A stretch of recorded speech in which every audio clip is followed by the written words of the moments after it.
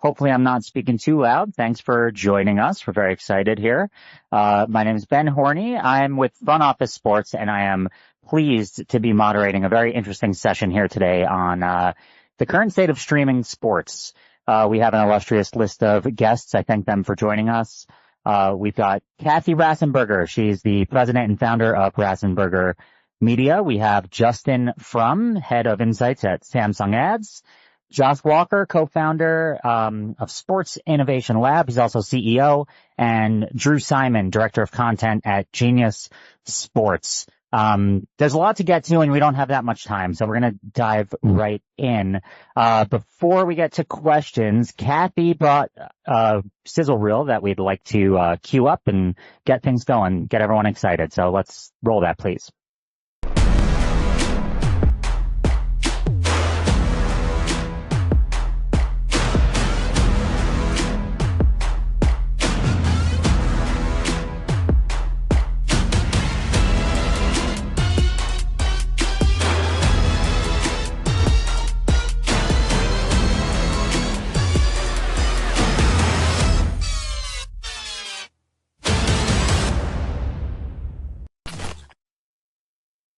Nothing better than live sports, which is what we're here to talk about. So I wanted to start with a quick anecdote, and I'll make it quick.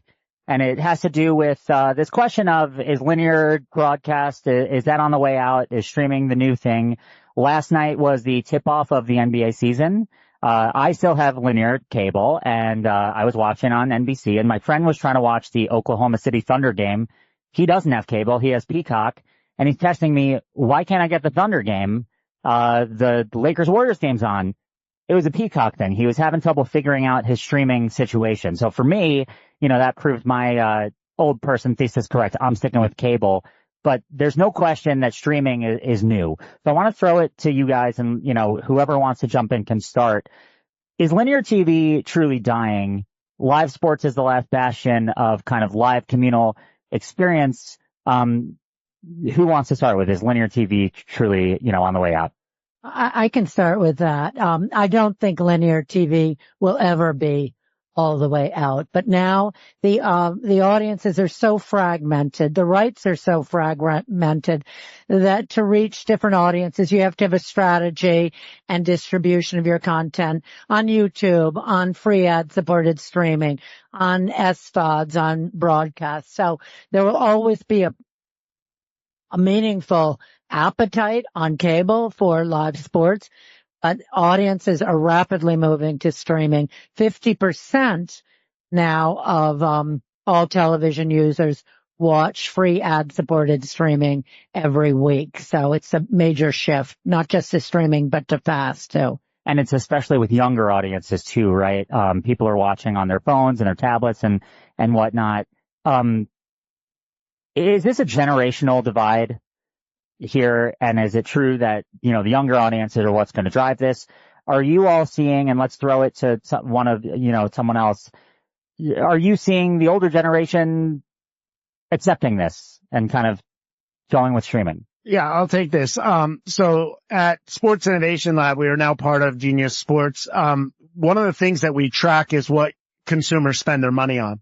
And that gives us visibility into the streaming subscriptions. And what we've seen, if you look over the last few years, is that you can only be a new customer once, right? So what we're looking for is, did you just subscribe to Hulu? Did you just, subscribe to Flow Sports? And we look for your credit card signal to see when that happened. About 2 years ago, that was rising and that was peaking. And now what you're seeing is you can only be a new customer once. So you're seeing these people move between streaming platforms. So to your point, Kathy, about the rights being fragmented, your friend is going to figure out, well, I need to have multiple streaming platforms. So we will see when those consumers move from one platform to another, and it'll be really interesting to see if these very expensive rights deals are the trigger for that kind of churn, and what type of things the broadcasters and the streamers do to keep them longer, right? Retention is the real battle now. It's not new customer acquisition as much. Yeah. I'm glad you mentioned retention, because I would argue that you can be a new customer lots of times, right? Because you can sign up for an app and then you can drop it and then sign up for it again. And that is the challenge. And from the outset, when we're talking about sports on streaming today, the moment you acquire someone, the goal is retention. It's not really an acquisition game anymore. You know, people understand streaming on Samsung television sets. The majority of time spent is in streaming. And fewer than half of all of our TV sets actually watch linear television. As soon as consumers sign up for any app, there needs to be a concerted effort by that marketing team to make sure they are speaking to them for retention. And it's even more so in sports. What we found is that people who signed up for streaming apps for the NFL were twice as likely to cancel at the end of the season than people who sign up throughout the year.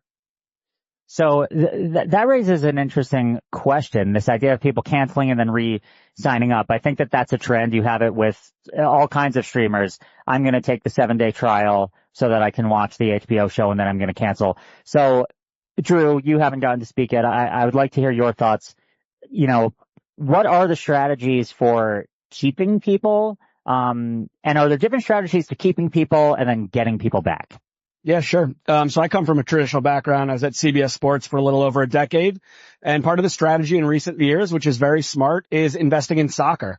Soccer, for anyone who's a fan, knows it's basically an 11 months a year sport. And that's how you keep retention. Obviously, the NFL is king. No one would doubt that. But to your point, you can watch the games from August and then the Super Bowl in February. And then how are you looking at those 7 additional months? So, I think at the same time, though, you look at what NBC does, right? They have basketball, which will take you all the way this summer, a month off and then right back into football. So I think all the different networks and now streamers who are getting involved are looking at it. How do you keep people? And then the really challenging thing for the CBSs and NBCs and Foxes of the world is with Amazon and Netflix, it's not just about having live sports because you might watch the big fight on Netflix and the Christmas Day game, but then your favorite show comes out in January, another one in March. So it's really, it's different strategies depending upon what the company is. Yeah, Kathy. So back to the original sizzle reel. So one of my companies that I'm co-founder of is Free Live Sports, and Free Live Sports is a free ad-supported streaming platform with 125 free sports channels on it and thousands of hours of VOD. And we look all the time at how we're going to bring viewers in and then create a community and interactivity to retain them. We look at our platform like a sports bar in Times Square with 100 screens. You come in to watch the sport you love. Maybe it's a cricket game you can't find anywhere else, and you discover other sports on other screens you love. We're layering in on top of the app interactive SDKs that bring people in deeper into our sports programming so they can interact with the content. They can vote on things. They can get rewards. They can have commerce and shopping so that they get more deeply involved in the content and they stay within the sports bar. So I'm glad you brought up the interactivity. That's a big topic that I want to get into. We're seeing, Amazon recently launched this where they are kind of integrating live data on the screen. Places are also offering live betting data. Then there's another piece of this, which is personalizing this stuff using AI. So again, I'll throw it out to anyone who wants to start, but how are you integrating interactive stuff? How are you making sure that it doesn't come across as too much so that it turns, viewers off? And how is AI being factored into this? So when your first question was, is linear television dead? I mean, linear television is going to be alive and well, and it's just going to be a different source. It's going to be through these fast services like Samsung TV Plus, like Kathy's, or like any of the others that exist. And the reason that works is because it is personalized, right? The television is just like any other device in your home now. The smart TV, it is smart. It understands what you do. It learns from your behavior. And the consumer expectation is that it should be doing that. It is the biggest and the best screen in your home. why can't it be as smart as your phone, which understands and anticipates everything that you want? And why can't it be as interactive and allow you to do things that you kind of assume that you're able to do? And you're talking about kind of younger generations and older generations, right? Younger generations, digital natives, they have these assumptions about what their screens can do. When we ask consumers how they use their smart TVs, more than 85% say they do something more than just watch, right? Kind of unthinkable even 10 years ago. The TV does so much. It enables so much. Interactivity is just one part of that. Yeah. I would also say, same question, but focusing on the content that you watch.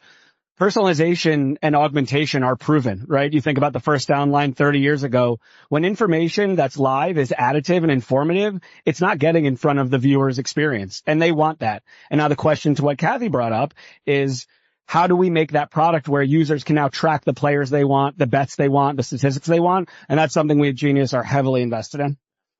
But let's just think about what makes Netflix so successful. It becomes this ultimate recommendation engine. So to Justin's point, it's learning, the TV's learning, the OS is learning. There's lots of things that can optimize what content it recommends. What the industry does not have is what else does that consumer buy? Right? So we are not able to put the right ads, the right messages, the right offers in front of those consumers until that layer is built. So one of the reasons we're working now as part of Genius is to try to figure out what are the right moments in the game where it's boring or it's really exciting, and then what are the right messages to deliver to the customer at that time. Yeah. And to know that, you have to know what else they are interested in. That happens off platform. And on top of that, which is the right customer to deliver that message to in that moment, right? Because it's not just about the broadcast big message because it fits with the play that just happened in the game, but actually it probably fits with which team you support in the. Or do you have a pet? Or do you have children? And all of that data. Absolutely. I might just add that, we use AI in our app to personalize the EPG. So if you're someone who watches a lot of pickleball and cricket, all of that will go to the top of your EPG. If you watch golf and tennis, it'll go to the top of your EPG. And that's critical because I would say search and discovery is probably one of the biggest issues right now in our industry. And anything to enhance that is going to make the user experience more sticky. So I'm curious, sticking on the topic of ads for a second. This might just be my personal experience, so I'm happy to be proven wrong. I find, especially with streamers, that you're getting the same ads over and over again. Now, this happens on TV too. But literally sometimes it'll be the same ad twice in a row for the same, drug or whatever. Are there challenges that are particularly happening right now as this kind of evolution happens? And is that an issue that, you're trying to kind of surpass? And Justin, maybe if you want to. Yeah, no, absolutely. I think when someone mentioned fragmentation of audiences today, right? We all used to watch linear television and everything was stitched together and you knew exactly what was happening. Ads were programmed. Everyone was equal distribution across positions, across breaks, across pods. And now we jump from app to app. We churn out of them, right? So if you are, unless you have the data that helps you understand how people are using apps across television sets in the entirety of it, you only know one kind of narrow slice of consumers and where they are. So you may see the same ad across different apps because you are the same consumer. And as Josh said, the data that people are using is the same across those different apps to serve those ads. And then you also have the problem of kind of frequency in terms of those where, right, there's always just kind of service issues. You're kind of seeing the same one because there's no frequency control. And that's a big issue. And at Samsung, we're working to help advertisers solve that challenge with line of sight, not only through our ACR linear data that helps us understand which ads consumers have been exposed to, but also with AVOD data, understanding which streaming apps that they use and where they're exposed to those ads so that we can either right-size frequency or right-size reach. But it also starts with the leagues, right? They have the streaming platforms, they have their rules. They said, look, Progressive is our official sponsor for insurance, and, Toyota's our official auto sponsor. So there's an inventory problem too. And even if I know you're not in the market for a truck, if I don't have the rights to serve up a different type of car ad, then I can't personalize that message. So there's some foundational stuff that needs to change in the industry. It starts with having the data. Then you have to convince the leagues and the broadcasters that they should be going a little bit more long tail the way the internet works to pull in more relevant ads. But that's going to take some time. And it's an education point because they just get so much money for their media rights. They don't want to mess with that. Yeah. So we're talking about data a lot. There's other forms of data. How do you all determine who's watching, number one? And how do you measure response? Anyone?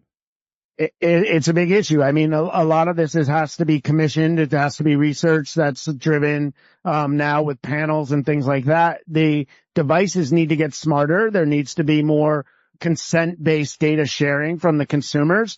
You'll see if you watch NFL games, sometimes they say, share your information with NBC, like you're opting into sharing more information about yourself. That will help the experience ultimately. But again, companies like ours are trying to bring in some of those commerce signals, those shopping behaviors outside of the platforms that are broadcast and bring those in.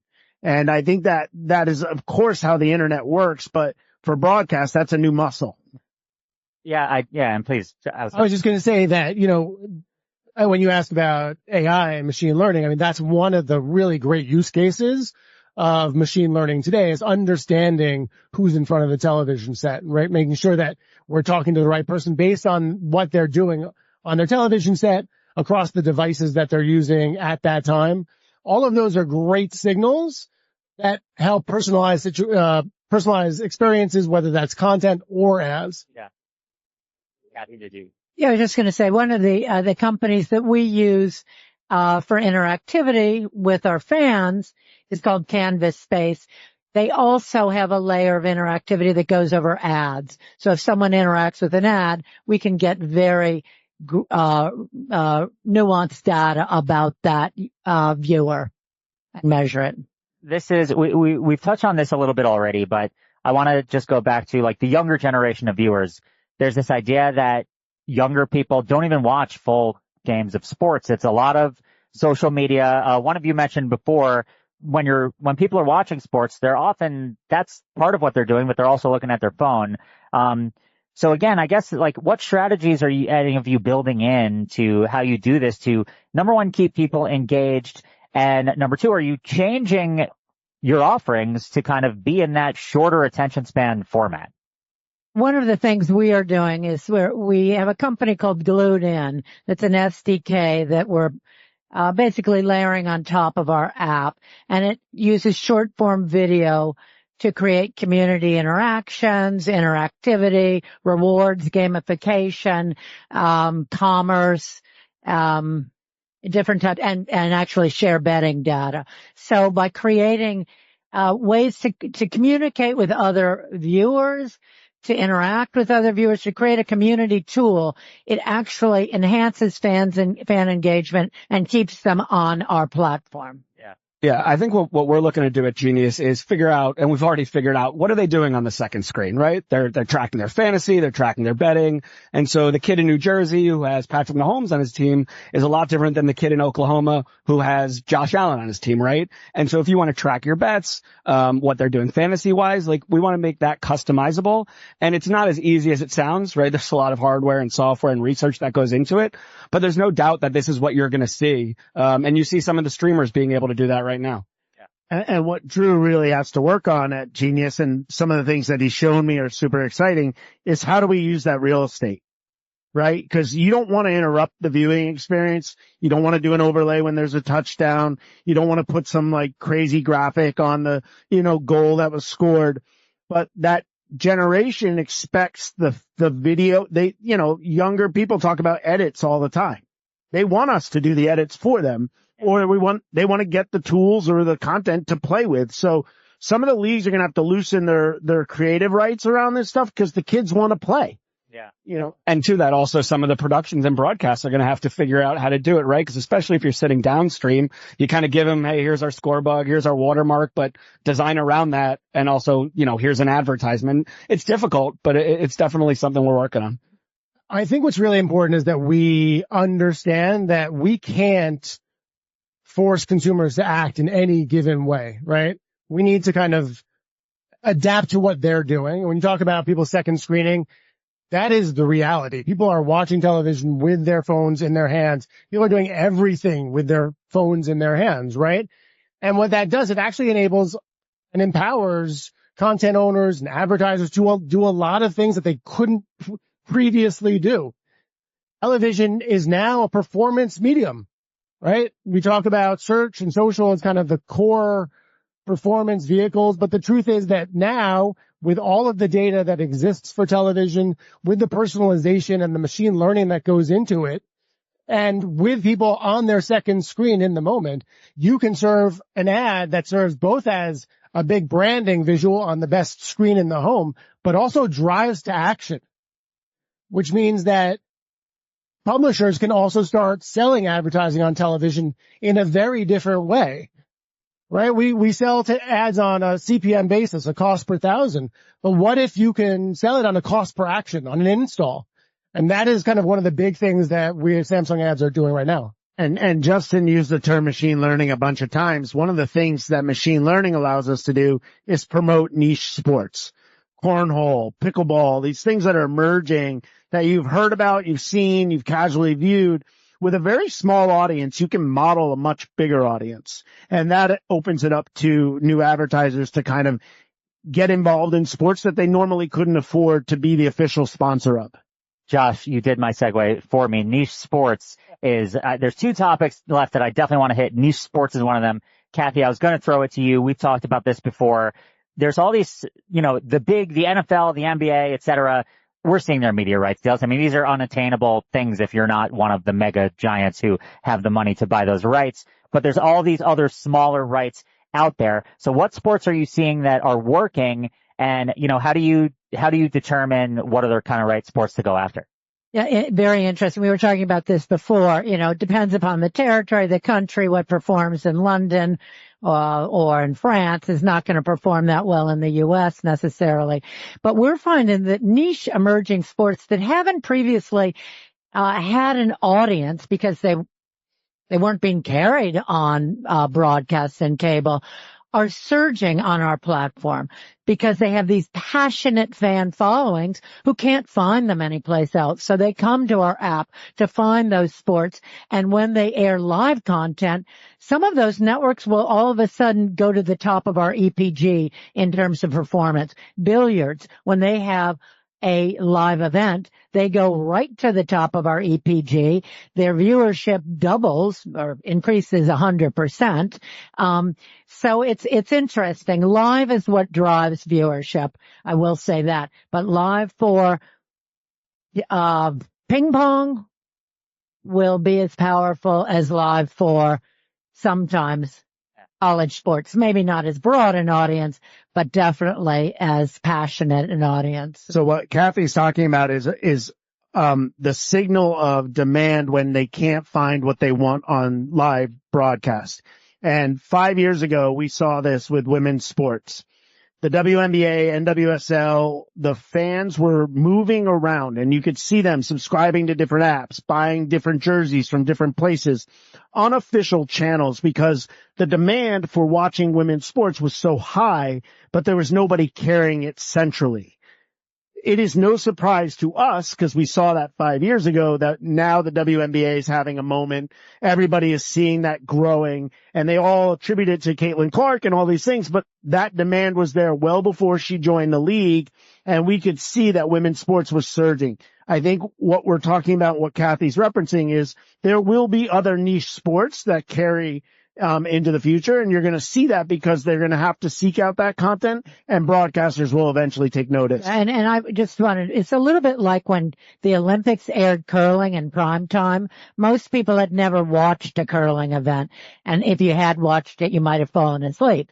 But then suddenly it became a popular event. It's pretty exciting. That is what we are finding on Free Live Sports, that sports that did not weren't accessible to fans are rising to the top of our EPG. Yeah, and that's what's so powerful about the digital age for television is that you can find the sports that you want and you can get involved in the drama that is live sports, right? And you, as an advertiser, you need big, broad audiences, but you also need really engaged audiences who are there to turn up and really understand the value proposition of ad-supported content. Right. If there's anything that we are seeing today with the continued growth in ad-supported streaming is that consumers understand the value proposition of getting free content for watching advertising. Yeah. And as I also say always, advertising is culture. We like to beat up on advertising. We always want to talk about the content. But if you don't know about what's new, then, right, you can't find what you need to live your best life. And I know we're sitting in New York, but I'll throw you all a bone. Western sports is huge. Rodeo and all that stuff. And they're consolidating it and they're pushing it. And it's going to probably be something that's much more mainstream in the next 5 years. Totally agree with that. So we have a couple of minutes left. We've talked about betting and integrating betting information, that you can have the interactivity where there's the lines on the screen and you can see how your bet's doing. But whether it's sports betting, whether it's prediction markets, which are a topic that I personally haven't been able to escape from, people want more of that, it seems. So, but it's a tricky situation because there's a responsibility aspect of, is it responsible to really further integrate this? So I want to hear from each of you kind of your thoughts, how your companies are thinking about this. Are you thinking about truly integrating betting where perhaps you're partnering with these companies, or the offerings it's not just they're looking at what the line is on the TV, they're able to bet through you somehow? Is any of that going on? It's sort of back to what we were talking about earlier, the multi-device usage. Young audiences use, I think it's 85% of Gen Z have 3 devices going. So we are integrating betting data into the overlays that we're offering our customers. We're not yet doing betting within the app, but that's down the road. It's going to happen. And young audiences are hungriest for it. They're betting on very niche sports. Chinese ping pong goes off the charts on our platform. Arts is another one. Yeah, because young kids who are up in the middle of the night can access it because of the time zone. It's young people betting a lot. But yeah, betting's the future, and it's another way to interact with live content. Everybody wants. Yeah, look, Genius Sports started as a betting data company. That's our bread and butter. We partner with hundreds of sports books all across the world. We have a Bet Vision product where if you gamble a certain amount, you can watch the game in your local market. So there's no doubt that we're in it. But what we want to do, and specifically my role, is if you bet on this forward to score a goal, we want to show you where he is on the field at all times. If you bet on someone to rush over 80 yards, we want a live stat tracker so that you're up to date to know that when you've won the bet, when you've lost the bet, where you are. There's no conflict there, right? It's no different than knowing how many touchdowns they pass for because you're playing fantasy or you're just a big fan of that athlete. Yeah. And my soapbox for this is I want to see the industry get closer and closer to social gaming, which is you and I went to different schools. I want to bet you a jersey. We're not betting beyond our means. We're betting because you and I are buddies and I want to see you wear my team's jersey when your team loses. That's kind of a different experience. And I think that can draw in a group that doesn't understand the lines and doesn't care about that type of experience. Kathy, please. Yeah, we were talking about this earlier. I do worry about the social responsibility of betting, though. I think there have to be caps put on the amount you can bet because, I think that the risk of young audiences becoming addicted to betting is very real. So in the last few seconds we have, I'd love to hear if each of you could quickly, if you had to encapsulate, what do you think the future is of your industry? Give it to us. Kathy, start with you. Oh God, I think the future is in sports and live sports is huge, and it's shifting constantly. And if you look at, we were talking about Paramount spending $7.7 billion on the UFC rights. That doesn't pencil out to me as a reasonable investment, but for them, it's a user acquisition strategy that makes UFC exclusive to them. I think that there's so much money in this space right now, so much focus on it, and it is the live sports continues to be the number one genre that drives fan engagement. So it's worth the money. I would say it's a TV future, right? I think 5 years ago, I think people were thinking that people only wanted to watch content on their phones or on their tablets. But people really want to watch on the biggest, best screen in the home, on that 65, 85-inch screen, and have the greatest experience because it understands exactly what you're looking for, serves up information that you want, the content that you want, and the content that you didn't even know that you wanted. Yeah, I'll second. I'm a big fan of big screen viewing. I think that's the best way. Watching a big match on your phone is useless. I'll keep it short. I would say personalized viewing experiences, being able to customize it based on who you are and what you want to see. Yeah, and I'll just wrap up by saying, Kathy's right. There's a ton of money in this industry. Everybody's sold that live sports can bring the consumer in. What I'll be looking for in our data is how well live sports leads the consumer to stick around and consume non-sports content, if the broadcasters and streamers do that piece right. Awesome. Kathy, Justin, Drew, Josh, thanks so much for joining us. Thanks for all of you for watching. This was excellent, and enjoy the rest of the day. Thank you.